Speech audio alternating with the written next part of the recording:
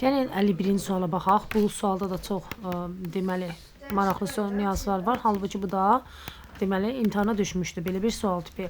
Doğru fikir müəyyən edin. Tabesilik əlaqəsi tabeli mürəkkəb cümlənin tərkibində işlənə bilməz.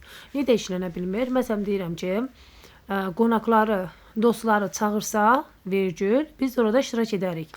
Qonaqlar, dostları çağırsa, burada sa, vergül, bilirsən ki, bu tabeli mürəkkəb cümlədir. Qonaqlar, dostları çağırsa, sözü isə kimi. Həmciz tamamlıqlardır və burada tabesilik əlaqəsi işlənmişdir. Bir yanlışdır, yəni A yanlışdır. B-yə baxaq. Tabelilik əlaqəsində təsriflənən feil deyirsən, artıq sən xəbər nəzərdə tutursan. Yəni xəbər mövqeyində olan söz deməkdir. Sənə sadəcə dolayı yolla deyir. Tabelilik əlaqəsində təsriflənən feil, yəni xəbər, həm əsas, həm də asılı tərəfin ifadə vasitəsi kimi çıxış edə bilmir. Təsriflənən feil, yəni xəbər, həm əsas, həm asılı tərəf ola bilmir. Niyə görə? Xəbər mübtədəyə görə asılı tərəfdir. Digər ikinci dərəcəli üzvlərə görə isə hər zaman əsas tərəfdir. Deməli, B-də yanlışdır. Gəlin C-yə baxaq. Yəylik, yönlük və yerlik halı sözlər təsriflənən feillərə, yəni xəbərlə, feili xəbərlə sintaktik əlaqəyə girə bilir. Yəylik halda olan söz müstəqil cümlə üzvü ola bilmir. Yəylik halda olan söz müstəqil ancaq və ancaq xəbər rolunda çıxış edə bilir. Məsələn, bu kitab Əlinindir. Xəbər rolunda çıxış edə bilirsə, burada deyir ki, xəbərlə deyir sintaktik əlaqəyə girsin. Deməli, xəbərdən başqa yəylik heç bir cümlə üzvü, təkcə cümlə üzvü ola bilmir deyən. Yəni, xəbərlə də heç bir sintaktik əlaqəyə girə bilməz. Deməli, C yanlışdır. D-yə baxaq. Tabelik və tabesilik əlaqəsi cümlə üzvləri arasında olmaya da bilər. Bəli, baxın, elə əsas olan məqam buradır.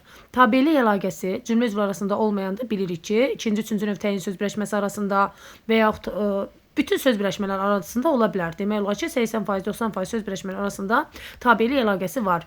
Ümumiyyətlə, tabelik əlaqəsində yanaşma əlaqəsini necə sualını istəyir, sonra idarə əlaqəsidir, hal şəkilçilərini sevir, uzlaşma əlaqəsidir, şəxs və məsuliyyət şəkilçilərini istəyir. İndi mən bunların adlarını bir-bir deyirəm ki, tapanda daha rahat olsun. İndi deyir ki, tabesilik əlaqəsi cümlə üzvləri arasında olmaya da bilər. Bəli, əsas məqam budur. Baxın, o günü müəyyən bir sınaqda, 9-dan sınaqda düşmüşdü ki, tabesilik əlaqəsi cümlə üzvləri və tabesilik mürəkkəb cümlə arasında deyil. Bəs onda harada axtarırıq? O zaman söz birləşməsinin asılı tərəfinə baxırsınız.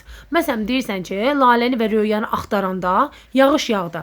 Yağdı nə? Yağış nə zaman? Laləni və Röyanı axtaranda. Bax, bu feili bağlama tərkibi olur bir dənə zaman zərfliyi. Sən sadəcə Laləni və Röyanı bərabər hüquqlu iki söz vardı ya, asılı tərəfi, söz birləşməsinin asılı tərəfi sadalananda onu götürürsən tabesilik əlaqəsi həmin sözlərin arasında. Demək, ona görə D variantıdır.